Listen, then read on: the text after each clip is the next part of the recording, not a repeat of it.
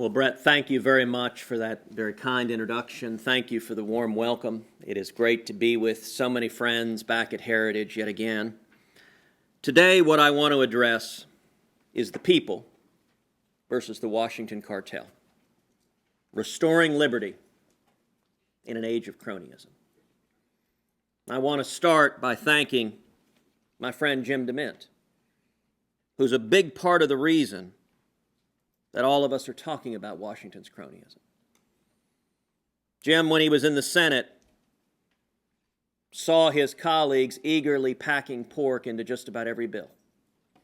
And he stood up and led a valiant fight against earmarks.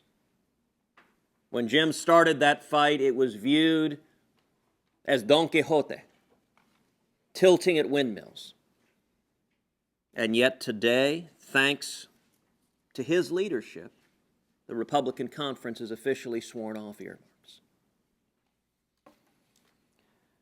But yet, that hasn't solved the problem of cronyism in Washington.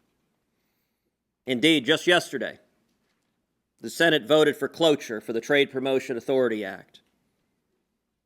To leadership's dismay, yesterday, I voted against it. Now, I've always been for free trade. I campaigned on free trade. Free trade, I believe, creates more opportunities for Americans when we open up foreign markets. It helps farmers and ranchers and manufacturers. And so I intended to support TPA. Indeed, when it first came up for a vote a couple of months ago, I did support TPA. But unfortunately, when the package came back to the Senate floor, it had gone far beyond simply being about trade. Once again, Congress had become enmeshed in backroom deals. And they were using TPA as an opportunity to promote, among other things, reauthorizing the Ex-Im Bank and potentially even enabling President Obama's illegal expansion of immigration. And this seems to be an all too common trend in Washington, that whatever is happening, corrupt backroom deals dominate the end product. When American families, when small businesses, and when the most vulnerable among us are hurting, Washington has a tendency to jump to action, but not to help those who need it most. Washington is looking for solutions for Washington, not solutions that empower citizens across the nation to succeed. Instead, Washington's solutions invariably help the rich and well-connected. When the 2008 housing crisis hit, millions of Americans, leaving families with real estate at a fraction of the value, sunken savings accounts, and mortgages they couldn't pay back. What did Congress do? Bail out big business.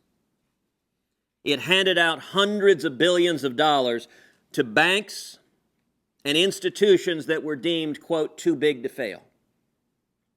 Sadly, the American worker is never deemed too big to fail. This enabled the banks to concentrate even more power and, in fact, to buy out weaker banks. For example, PNC received $7.5 billion, while National City didn't receive anything, which then gave PNC the advantage, and then they turned around and bought out National City. Since 2008, the big banks have only gotten bigger.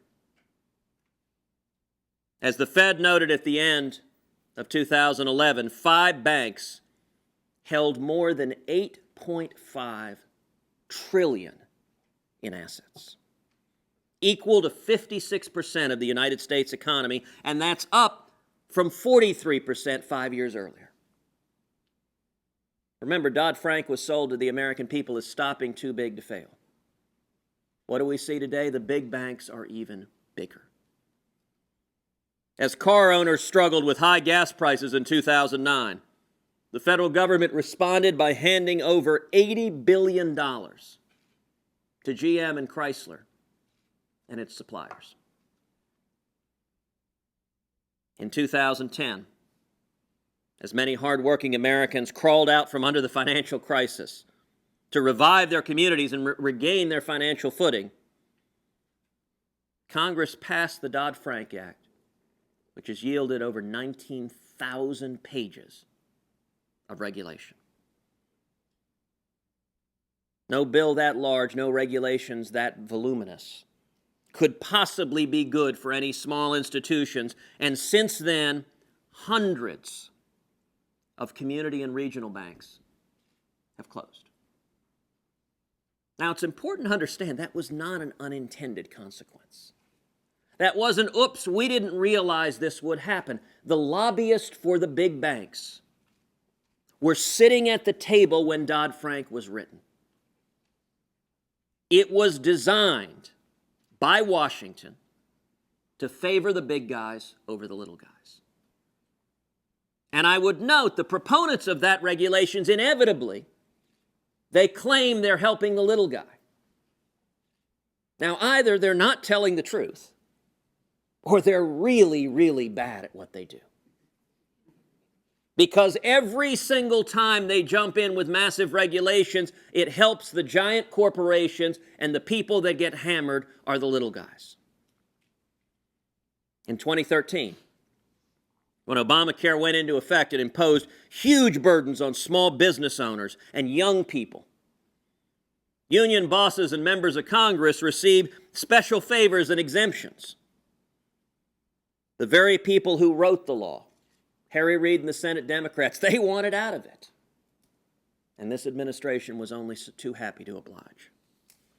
Today, the taxpayers subsidize their platinum plans, while millions of Americans across this country have lost their jobs, have been forced into part-time work, have lost their health insurance, have lost their doctors, are facing skyrocketing premiums. Members of Congress retain their illegal exemption from Obamacare. Washington's favors have gone on for far too long. If you take a look at the map of the United States, our office took every county in the country and color-coded it for whether median income had gone up or gone down. It's quite striking. That map looks almost exactly like a geological map of shale formations across this country. Indeed, on the Senate floor, I put that map up with a clear plastic overlay of the shale formations. You can see up in the Bakken, North Dakota, the counties, all of those counties, median income has skyrocketed. You can see the Barnett Shale and the Permian and the Eagle Ford, median income has skyrocketed. You can see the Marcellus Shale, median income has skyrocketed, although it's interesting. The Marcellus Shale doesn't end at the Pennsylvania border, but the jobs do. Because the politicians in New York have decided apparently New Yorkers don't want jobs, they don't want to provide for their family, or their idiot politicians are going to stand in the way and prohibit them. So even though they have resources in New York, the very same resources that are in Pennsylvania, the line between the states is like the finger of God drew it on the ground. South of that line, there are jobs. The median income has gone up. North of that line, not a single one of those counties has median income gone up. You look at the Monterey Shale in California, abundant resources. None of those counties have gone up because the California politicians, just like the New York politicians, think California men and women don't want to provide for their families. But do you know the one notable exception to that rule? The counties in and around Washington, D.C. are bright, bright green. 6 of the 10 most affluent counties in the country are located in the D.C. metropolis. Those who live off the federal government are getting fat and happy. And almost every other county in America, median income has stagnated or gone down. Washington has done a great job of one thing: picking winners and losers. Except it's clear each time who the losers are. It's the American families who are struggling to pay skyrocketing health care premiums and tuition costs. It's our community banks and marketplaces that are going out of business. It's young entrepreneurs and small business owners. The majority of Americans don't have the time, don't have the resources to lobby Washington politicians. They're too busy going about their daily lives, working hard to provide for their families and take care of their kids. For example, when Tesla successfully lobbied Washington for a $1.3 billion taxpayer subsidy.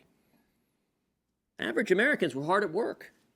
Certainly weren't spending their time thinking about the need to subsidize rich yuppies to spend $100,000 to buy an electric car. Look, if rich people want to buy an electric car, knock yourself out. But why should we be hammering hardworking taxpayers to add another car to the four-car garage? That doesn't make any sense. While big government looks out for the powerful and well-connected, average Americans over and over again get the short end of the stick. With a ruling expected any day now in King versus Burwell, the Obama administration has already, at the behest of the insurance companies, crafted a contingency plan that allows insurers to cancel plans in the event that their subsidies go away. So the fat cat insurers are taken care of by big government. You guys are fine. Here's the contingency plan. But the average American taxpayer, they don't have a contingency plan. The Obama administration has no credible plan whatsoever for the millions of Americans who will be left to pay the full price of Obamacare's big government mandates. The rich and well-connected keep getting more and more favors at the behest of hardworking Americans, and we have got to stop this. Here is a very simple rule of thumb, and it is contrary to everything our friends in the media tell us. Big government benefits big business. Small government benefits small business and hardworking men and women. You will never hear that on the nighttime news because the purveyors of big government always promise they're helping the little guy, and yet they keep getting the fat cats richer and richer and richer. Lobbyists and career politicians today make up what I call the Washington Cartel. And it operates very much like other cartels. It operates like OPEC. I don't know, like sheiks, if they actually wear robes. But they nonetheless, on a daily basis, are conspiring against the American people. Let me explain how it works. A bill is set to come before Congress, and career as politicians' ears and wallets are open to the highest bidder. Corrupt backroom deals result in one interest group getting preferences over the other, although you give the other a chance to outbid them. Or even worse, a very, very small interest group getting special carve-outs at the expense of taxpayers. And those who don't oblige, well, they are shunned by the cartel, effectively locked out. Just this week, we saw a shameful example of this as House leadership threw Representative Mark Meadows out of his chairmanship because of his principled objections to TPA. Just this morning, news broke that leadership is now seeking to strip Ken Buck, another conservative in the House, of his leadership position. Why is it that Republican leadership always cuts deals with the Democrats and with Washington and throws overboard the conservatives that come October and November in an election year? They are desperately asking to turn out and elect them in power. The Washington Cartel has amassed more and more power at the expense of the American taxpayer, with the same recipe repeated over and over again. So today I want to look at 4 examples of the Washington Cartel at work. I want to talk about who their schemes are hurting and how we can restore freedom, bring back jobs and growth and opportunity, and how we can defeat the Washington Cartel. Let's start with the Export-Import Bank. It's hard to imagine an institution that is more emblematic of cronyism than the Export-Import Bank.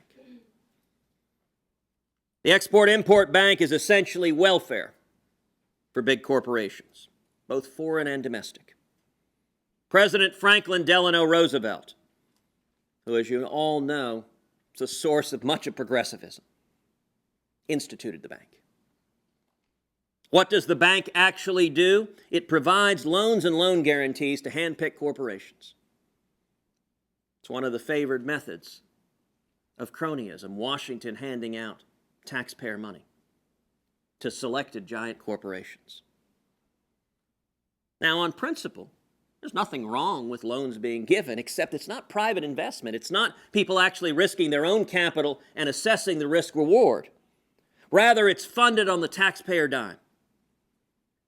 Prior loan guarantees from the Ex-Im Bank have benefited such paragons of corporate virtue as Enron and Solyndra. As it stands now, taxpayers are currently on the hook for over $100 billion in loan guarantees. If the project succeeds, the giant corporations make a profit. If they fail, the taxpayers foot the bill. Now, those are pretty good odds. In Vegas, that's called playing with the house. As it stands, today the Ex-Im Bank funds roughly 2% of American exports. And yet of that 2%, from 2007 to 2013, the majority of the benefits have gone to 10 select companies. It's good to be the king, and it's good to be a major donor to the king and to be gathering billions of taxpayer dollars because of it. Along with subsidies that support foreign companies. It's not just domestic companies. Foreign companies do very well with the Ex-Im Bank at our expense. For example, Air India, a state-owned company that's right now putting at risk approximately 7,500 American jobs with the help of Uncle Sam.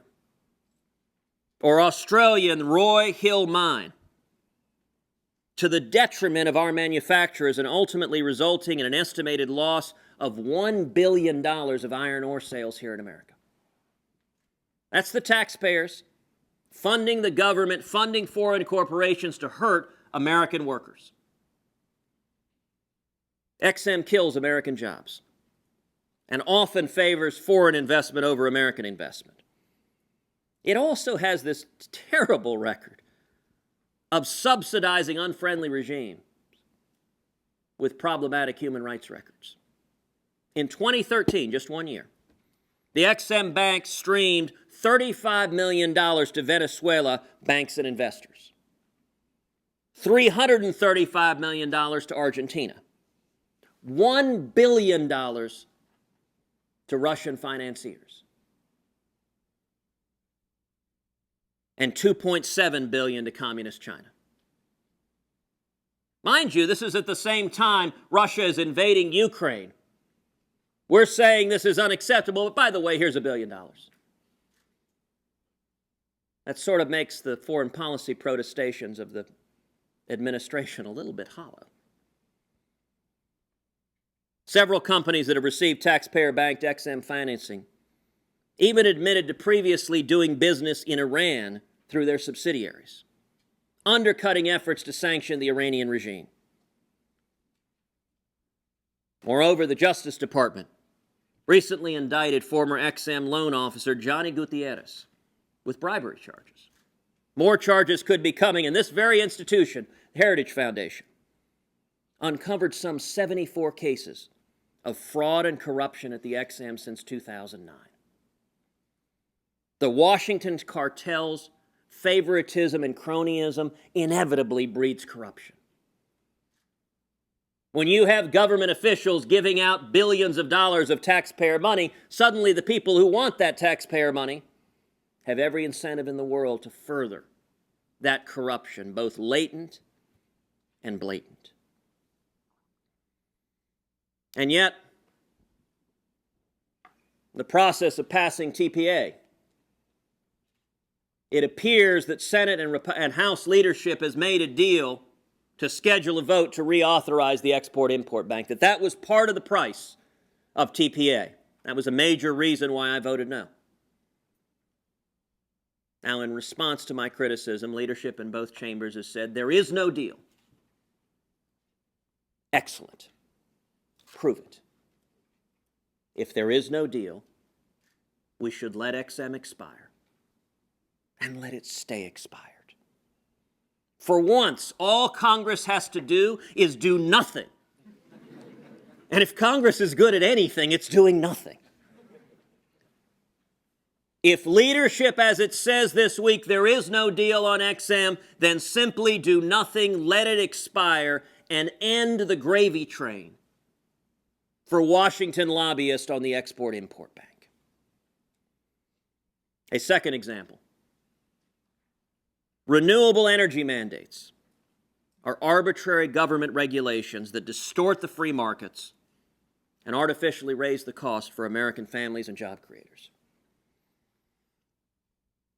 In 2005, Congress passed the Energy Policy Act, and one of the provisions in it was the Renewable Fuel Standard, which requires that renewable fuels be mixed into our gasoline supply. Now, I support renewable fuels, I support biofuels, but I don't support policies from Washington that pick winners and losers in the market. One of the mandates included was the ethanol mandate. Over the years, it has been proven there's a demand for ethanol in the market. But ethanol should stand on its own, not atop the footstool of the government. The ethanol mandate requires 16 billion gallons of biofuels, requiring a plot of farmland roughly equal to the size of the state of Kentucky. As a result, that has diverted corn from livestock and the food supply, and has contributed to increased food prices. Several months ago, there was an agriculture summit in the state of Iowa. Most of the Republican candidates for president attended that summit. Every single candidate but one pledged his support for continuing the Iowa ethanol mandate. It's very easy for conservative politicians to talk about ending cronyism, but when you're standing in front of people who are the beneficiaries, that's when you separate talk from action. Big government energy mandates don't stop with ethanol. There are tax credits for almost every form of energy, each designed to give one industry a leg up over the other. There's enhanced oil recovery credits for producing oil and gas from marginal wells. There's an advanced nuclear power generation credit, clean coal investment credits, and a credit for plug-in electric and fuel cell vehicles, and of course the infamous wind production tax credit. Talking about wind, a 2-year extension of wind credits alone costs taxpayers more than $13 billion, which is enough to pay the monthly electricity bills for 124 million Americans. How about putting that up for a referendum? Do we continue to benefit one favored industry,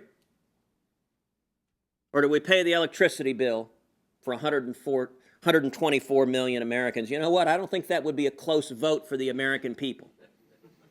And what's interesting, it's not a close vote in Washington, because the only people voting in Washington are the lobbyists with bags of cash and the lawmakers in both parties eager to get that cash. For decades, the federal government has teamed up with specific industries to pick winners and losers in the energy industry. Aside from further complicating an already Byzantine tax code, this type of corporate welfare has only distorted the price of energy and empowered failed companies like Solyndra. My good friend, Senator Mike Lee, has taken the lead in previous Congresses to level the playing field, to end the special interest handouts, and stop the energy cronyism. How about, instead of picking one industry after the other and benefiting them all to compete against each other, we take the taxpayer out of the game and let him fight it out on a fair field? Senator Lee has introduced the Energy Freedom and Economic Prosperity Act, a bill designed to eliminate all energy tax credits. and a bill that Senator Jim DeMint championed before Mike took the lead on it. A third example, sugar subsidies that artificially drive prices higher for the benefit of a few. It should come as no surprise that another poster child for big government picking winners and losers traces his origins back to the New Deal. The Sugar Act imposed quotas on U.S. sugar production and restrictions on imports of sugar while subsidizing U.S. production. Now, I will note this form of cronyism seems particularly un-American. After all, before the Tea and Stamp Act came the Sugar Act in 1764. You'll recall we fought kind of a bloody revolution over that. And it was then that the cry of no taxation without representation was widely voiced by the colonists. Well, you know what? We do have representation now. But our representatives aren't representing us.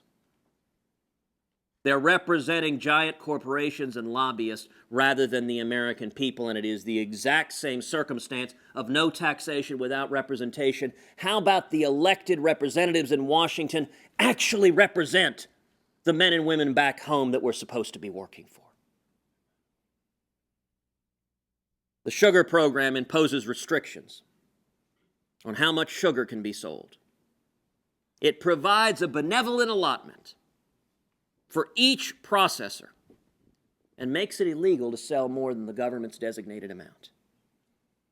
Now, one could be forgiven for thinking this kind of centralized planning came from former Soviet apparatchiks. You go sell that. You go sell that. I mentioned the cartel. It's what OPEC does every year. They sit around a table and say, you go sell that. You go sell that. We're going to conspire against the American taxpayers. Both cartels, by the way, have the same principal victims. Unfortunately, both Republican and Democratic administrations have kept this program essentially unchanged for 80 years, increasing the cost of sugar for all Americans. The Wall Street Journal reported last December that at the time sugar was 58% more expensive here at home than at the global market. Why should Americans pay 58% more for sugar than people in the rest of the world? Only because the Washington cartel is taking that additional money and giving it to the select few favored lobbyists. And it's not just sugar that you put into your coffee or your tea. Sugar is an ingredient in a great amount that we eat, from pastries to sodas to, as my two little girls will tell you, treats on a nightly basis. And this price control increases food costs for businesses and families, particularly low-income households. If you're a single mom struggling to make ends meet, if you've seen the food costs when you go to the grocery store and try to feed your kids go up and up and up and up, and your salary doesn't seem to match it, part of the reason is the Washington cartel isn't listening to you, and they're happy to take money from your paycheck and make fat cats even fatter. That's the corrupt game that's going on. In fiscal year 2013, the average price for American raw sugar was 6 cents per pound higher than the average world price. As a result, Americans paid an unnecessary $1.4 billion extra for sugar. Now, there's some Americans who don't even make $1.4 billion in a year. That's real money. And every time Washington picks winners and losers, the winners are concentrated, but the losers you can identify. From 1997 to 2011, nearly 127,000 jobs were lost in domestic sugar-using industries. 127,000 jobs. Think of the men and women who were working in chocolate factories, working in bakeries, working in soda factories, who now are unemployed, and one of the reasons is The federal government is driving up the cost of their inputs and values fattening the lobbyists more than your job.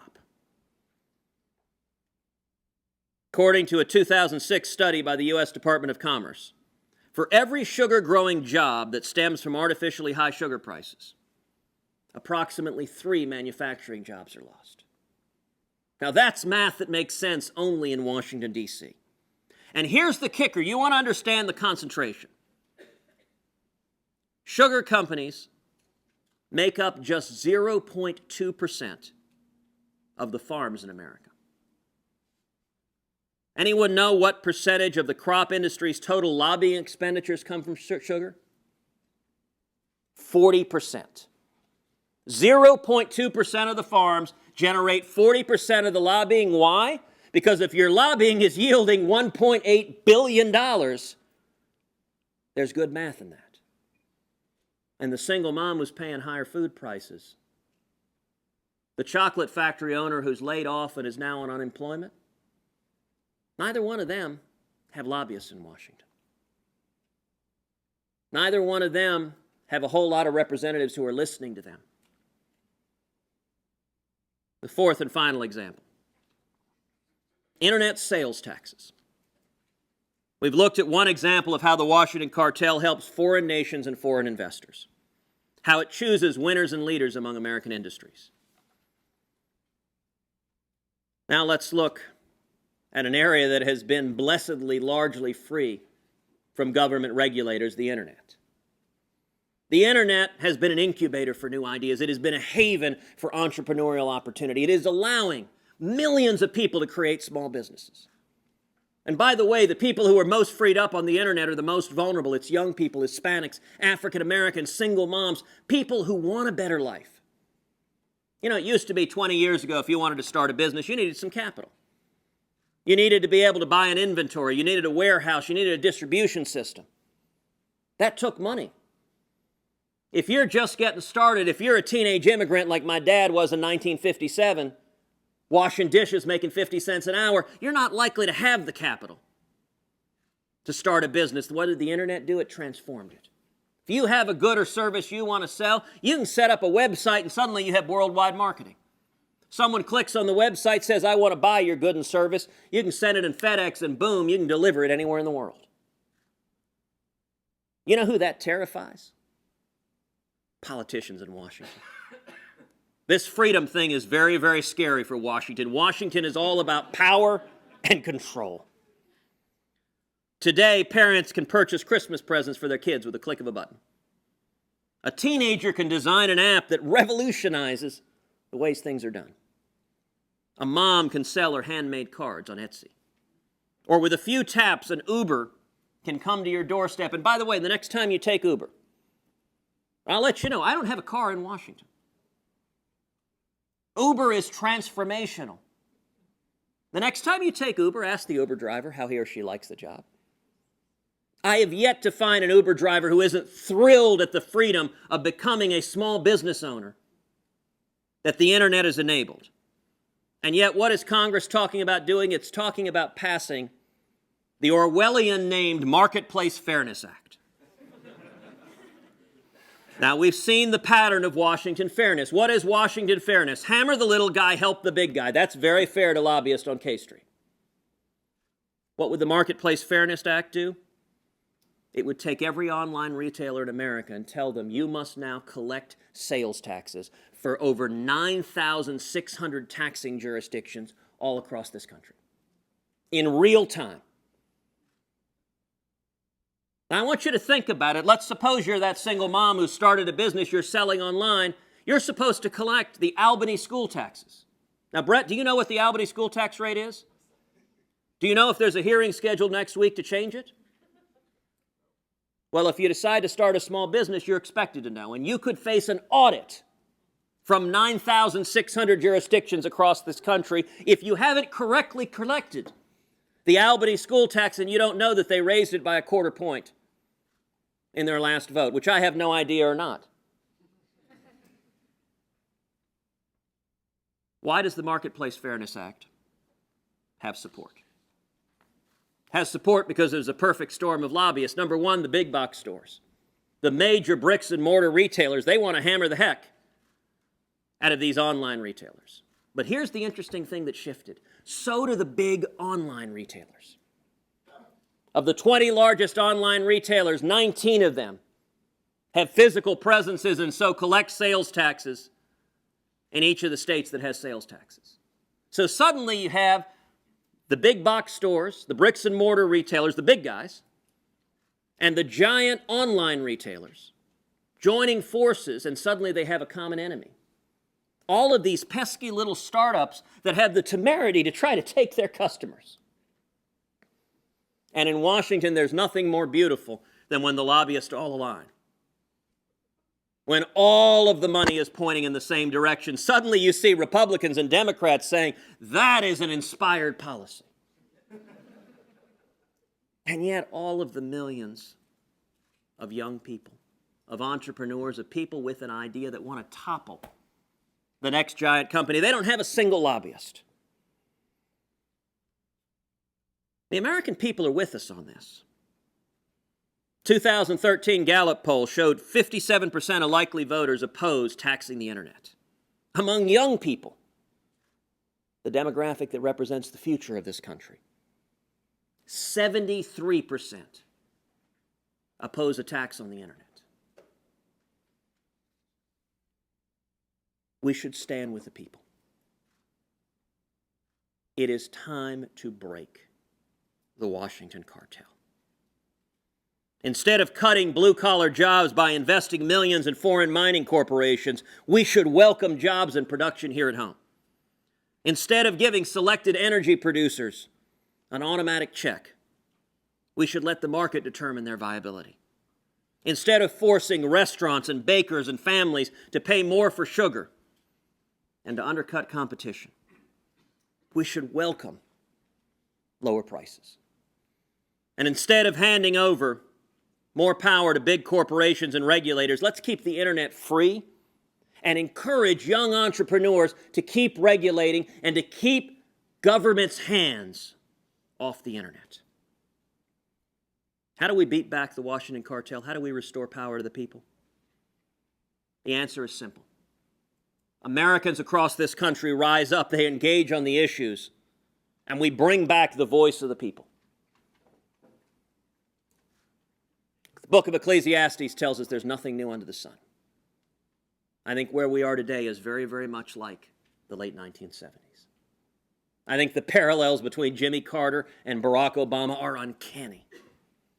Same failed domestic policy, same misery, stagnation, and malaise.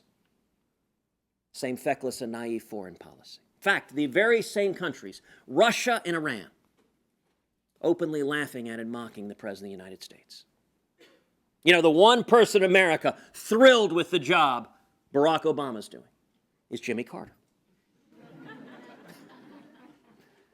Why does that analogy give me so much hope and optimism? Because we know what happened. The late 70s and 1980, there was a grassroots movement of millions of men and women who rose up and became the Reagan Revolution. And it didn't come from Washington. Washington despised Ronald Reagan. If you see a candidate who Washington embraces, run and hide. And in 1980, Reagan rose up to break the Washington cartel. Now, how did he do it? He changed the rules. 1978, 1979, Reagan didn't get on a plane and fly to Washington and sit down with the old bulls in Congress, sit down with Republicans and say, come on, guys, we got to stand for something. He recognized that then and now they weren't listening to the American people. Instead, he took the case to the American people. And it transformed this nation. How do you change? How do you break the Washington cartel? You change the rules. You know, there's an old joke that politics is Hollywood for ugly people. My wife says I resemble that remark. But there is nothing that focuses the minds of elected politicians like the prospect that they might be voted out of office and have to find an honest job. How do you break the Washington cartel? You make the political price of doing the wrong thing higher than the political price of doing the right thing. And that can only come from we the people. It's the only power strong enough. That's what the Reagan Revolution demonstrated. Washington despised Reagan until the revolution swept in, and suddenly a bunch of politicians said, "Holy cow, I ain't messing with that." And magically they supported lower taxes and lower regulations and stopping the favoritism and standing up and defeating the Soviet Union. I think 2016 will be an election like 1980. As Reagan said, we win by painting in bold colors and not pale pastels. I'm going to close with a story. We all know the story of the Wright brothers. But a name that we don't often hear is that of Samuel Langley. The Department of War gave him $50,000 to create a flying machine. Upon its launch, it, quote, fell like a ton of mortar, according to one reporter. On December 17th, 1903, only 9 days after Langley's second experiment failed, two young Ohio boys with only $2,000 set out at Kitty Hawk to become the first men to sail in the air. $50,000 on a failed government program, picking winners and losers, versus two entrepreneurs, two brothers, with a vision and a dream and just $2,000. One a miserable failure, the other transformed the world. That is the power of American innovators, free from government. It is the can-do spirit that has propelled scientists and entrepreneurs and immigrants who came to this nation with nothing, pioneers and farmers, to make this land the greatest nation on earth. And it remains just that. If we come together and break the Washington cartel, that is telling us far too much about what we can do and what we can't do. And if we instead return power to the people so they can do what they have always done best, achieve the unimaginable, and leave a landscape of greater opportunities for generations to come.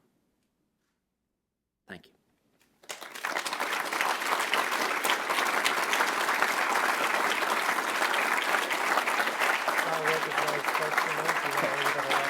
Sure.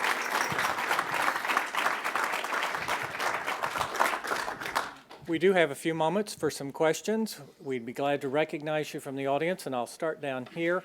The only proviso is please make your question in the form of a question. Just like Jeopardy. It's definitely a question. Sharon Bovat, Voice of a Moderate. Quick question. When I was at the hearings about Export-Import Bank, I learned that there were some Cuban loans that were pre-Castro that were still on the books, not written off. And they asked Mr. Hochberg, the chairman, and he said it was not part of any deal that he knew of with the relations with Cuba. Now, I've talked to people that are pushing from an activist group, I will not name their color, and they thought that the loans should be actually included as part of normalizing relations with Cuba. If we do that. Why do we have loans still on the books that are pre-Castro at the Export-Import Bank? Is that just another sign of cronyism? Look, I think that's a very good question. I'll confess I don't know the specific backgrounds of the loans you're asking, so what I'll commit to you is that I will go and look into it and learn more about it. I don't want to comment too specifically without examining what specifically the story is, but nothing would surprise me in the Export-Import Bank in terms of corruption and cronyism. And sadly, very little would surprise me about the administration's misguided foreign policy towards Cuba. And so I don't know the answer to the question, but I will look into it and learn more. And I'm happy if you want to connect with our team, we can follow up with you after we do that. Thank you very much. Gentleman right here. Roman Momino, Voice of America. I will use your quote. So, did you tell yourself, "Holy cow, I was part of this mess"? I mean, how can we believe that you are not part of this cronyism? Because I'm absolutely sure that your colleagues, candidates, presidential candidates from Republican Party can stand this stage and say absolutely the same. Well, thank you for that question. You know, I'm a big believer that actions speak louder than words. And if you want to know if someone's willing to take on Washington, the question we ought to ask every candidate, you know, candidates are big at pointing to when they fought Democrats, and it's sort of easy to stand up and say you're fighting Harry Reid or Barack Obama. What I'm interested in is when someone has taken on their own party, when they've stood up to Republican leadership in Washington, when they've stood up to the corruption, when they've spoken the truth about it. Because you mentioned it's easy for folks to do that. It's interesting when it comes to the cronyism. At the Iowa Ag Summit, just about every Republican candidate was there, and every candidate but one embraced the ethanol mandate. I was the only one who didn't. And I would note, when you ask, you know, how can you know that I'm not one of them? You know, that was the most common question I got when I was campaigning in Texas for the Senate. When I traveled the state, people over and over again, they said, how can we trust you? We've been lied to over and over and over again. How can we trust you? And my answer was, you know what, you shouldn't. Don't trust any politician. Demand that we show you. What I told Texans, I said, listen, if I go to Washington and just vote right 100% of the time, I'll consider myself an abject failure. Because our country's in crisis. If I'm not standing in front, if I don't have arrows up and down my torso, then I won't be doing my job. And I said, hold me accountable. When I come home in 6 months or a year, if I'm not leading the fight, I want you to stand up in public and say, Ted, why'd you lie to me? Now, you can say a lot of things about me, but beloved by my colleagues in Washington is not one of them. And I would note it's not for a lack of civility. Every conversation I've had, to the best of my knowledge, I've never spoken ill of any member of the Senate, Republican or Democrat. I endeavor to address everyone with respect, with civility, but speaking the truth about what's going on, that is deemed the rudest and most unacceptable act of all. And yet, in a time such as this, speaking the truth is a radical act. I'll give you an example. Let's go back a little over a year ago to the fight over the debt ceiling. You recall the fight over the debt ceiling? So that started every year. Congress, it comes to Congress to decide whether or not to raise the debt ceiling to allow the federal government to borrow more money. President Obama started that battle by coming to Congress and demanding a so-called clean debt ceiling. He wanted trillions more in debt with no spending reforms whatsoever. Now, that was an audacious demand, but it wasn't surprising. What was surprising is House Republican leadership decided to give him everything he wanted. So House Republican leadership joined with 192 Democrats to pass a clean debt ceiling, rolling over some 200 House Republicans. Then it came to the Senate. Now, the week it came to the Senate, typically, in order to move to proceed to taking up the debt ceiling, takes 60 votes. That's the way the Senate has operated for decades. But any rule in the Senate can be changed by unanimous consent. So the week that we began to take up the debt ceiling, we started at Tuesday at lunch. Republicans have lunch Tuesday, Wednesday, Thursday. Every week we're in session. The Tuesday lunch, Republican leadership stood up and said, we're asking every Republican here to consent to lower the threshold for Harry Reid to take up the debt ceiling from 60 votes to 50 votes. And we were told by our leadership, every one of you, all 45, should consent to this. In fact, we cannot imagine a reason anyone would disagree. For two reasons. Number one, if we do it, it will happen. And hallelujah, hallelujah, that's the outcome we want. Raise the debt ceiling, trillions more in debt, and no spending reforms. We're scared of this issue. We can't have this fight. And number two, if we do this, the Democrats will have the votes to do it on their own. So every one of us can vote no. And we can go home and tell our constituents, we opposed the thing we just consented to allow happen. I got to tell you, when I went to that lunch, I actually didn't go to that lunch intending to pick a fight. I assumed leadership would have some tepid plan where we would fight meekly for something that doesn't do much of anything. It never occurred to me their starting point would be complete and abject surrender, simply agree with Harry Reid and Barack Obama. That's the starting point for negotiations. So my response, I raised my hand. I said, listen, there's no universe in which I can agree to that. I spent 2 years campaigning across the state of Texas telling people, if you elect me, I will fight with every breath in my body to stop the out-of-control spending and debt that is bankrupting our kids and grandkids. If I were to affirmatively consent to lower the threshold to make it easier for Barack Obama and Harry Reid to add trillions in debt while doing nothing to fix our underlying spending problem, I think that would be unfaithful and dishonest to the millions of Texans who elected me. Now, I can tell you, in the entire time I've been in the Senate, there is nothing that I have done that has engendered more hatred, animosity, and vitriol than that simple objection. For the remainder of the week at each of the Senate lunches, Senate Republicans screamed and yelled. At one point, one of them said, Ted, why are you trying to throw 5 Republicans under the bus? Because if we didn't change the rules, then 5 Republicans had to vote with the Democrats to take up the debt ceiling. Now, my response was, I'm not trying to throw anybody under the bus. It's leadership that's asking you to jump under the bus. Every one of you campaigned telling your constituents the same darn thing I did. All I'm asking you to do is actually do what you said you would do. The entire week of those battles, there was only one senator who spoke out vocally in support of me.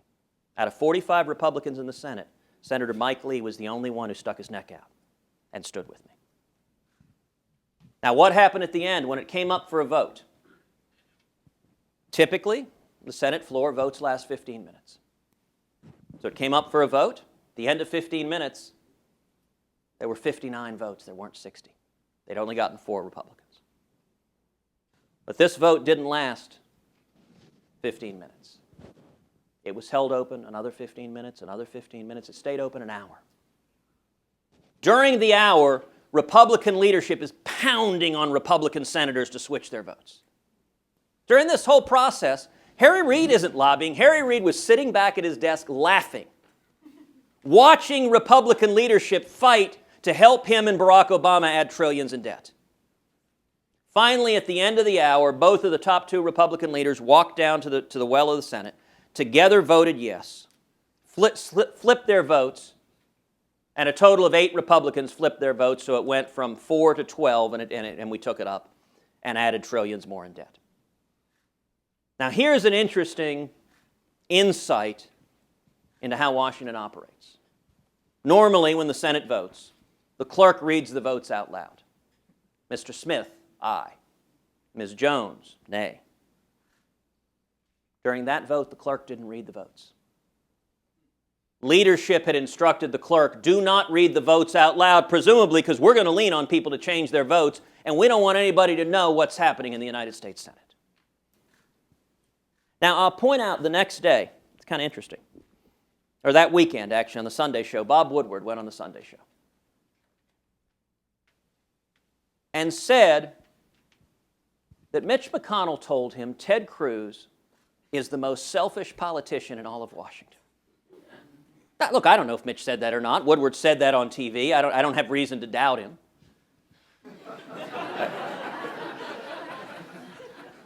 And I will say, as I was listening to it, I was struck by the strange, upside-down rules of Washington. There's a Freudian projection that goes on in Washington. So, in Washington speak, I mean, it struck me, well, gosh, if I'm selfish, then I must be a blithering idiot. Because who selfishly would welcome the derision, the abuse, your fundraising shut off from this town, nasty press stories, written one after the other, all planted by Republicans? That's a very odd, you know what the selfish thing to do is? Come here and smile. Give an empty speech that bloviates occasionally at a think tank. Vote with the crowd. Don't rock the boat. And you know what? You can stay in the Senate forever. You go to the parties, the lobbyists write you a check. You know, suddenly benefiting the sugar producers. You know, there are a lot of sugar producers in Texas. I talked about wind. Texas is the country's largest wind producer. I talked about oil and gas. Show me a Texas senator talking about cutting oil and gas tax benefits. The selfish and easy thing to do, it is not hard to coast and stay in office forever and be surrounded by acolytes. What's viewed as selfish is having the temerity to speak the truth, because what that does, not raising your voice, not insulting, to be honest, they would rather that I yelled and called them nasty obscenities. That would be far more acceptable than telling the truth, because what that does is it makes it more awkward and uncomfortable for politicians to mislead their own constituents. That if they want to raise the debt ceiling, they don't get to vote no and tell their constituents they opposed it. They actually have to vote for the things they support. And I would suggest that that is the way to distinguish between who's walking the walk and talking the talk. And let me make a final point on this. There is a direct correlation between those who stand up for conservative principles and those who are vilified in Washington. Those who are vilified, if you stand and fight for conservative principles, you will be vilified by Democrats, you'll be vilified by Republicans, you'll be vilified by the mainstream media. Now, there's some Republicans who say, well, gosh, if anyone's been vilified, we can't nominate them for anything because they're all beaten up and bloodied. That's the lie of the Washington cartel. That means the only people we ever nominate are people who never take on the Washington cartel. And you know what? If you've never taken on the Washington cartel, you're not magically going to start in a new office. I had a former boss who used to say, if I'm ever accused of being a Christian, I'd like for there to be enough evidence to convict me. I think that's powerfully true, but I would say the same thing. You're right. A lot of politicians might claim, although it's interesting, they'll claim they'll take on Washington special interests. That's nice. That doesn't upset anyone, because Washington special interests, it's sort of like the really courageous politicians who come out and say, I'm against waste, fraud, and abuse. Unlike my opponent who's campaigning in favor of waste, fraud, and abuse. There's no substance to that. Show me the candidates that stand up and list chapter and verse, this program, that program, this program, that program, every one of whom has lobbyists, and I guarantee you they're lobbyists. Ain't cutting checks to me. You can tell the difference between how someone walks based on who's taking shots at them. And if we're going to take on the Washington cartel, we need leaders, more and more leaders. Look, Jim DeMint was vilified in the Senate because Jim DeMint took on the Washington cartel. And he had this horrible habit of speaking the truth and making it clear when others were giving in to the Washington corruption. That's the only way we're going to change it. We've got to take power out of Washington, out of career politicians in both parties, and bring it back to the American people. It's happened before. It happened in 1980. I believe it's happening again right now. Thank you very much.